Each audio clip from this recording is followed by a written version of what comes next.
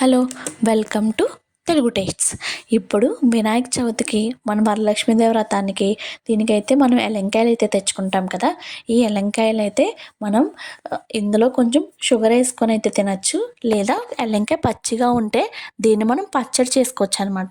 ఈ పచ్చడి ఎలా చేసుకోవాలనేది ఇప్పుడు మీ అందరికీ చేసి చూపిస్తాను. ఇప్పుడు ముందుగా ఎలంకాయని చెదగొట్టుకొని లోపల ఉన్న గుంజిని అయితే తీసుకోవాలి. ఈ గుంజిని మనం చిన్న చిన్న ముక్కలుగా కట్ చేసుకుని పక్కన పెట్టుకోవాలి.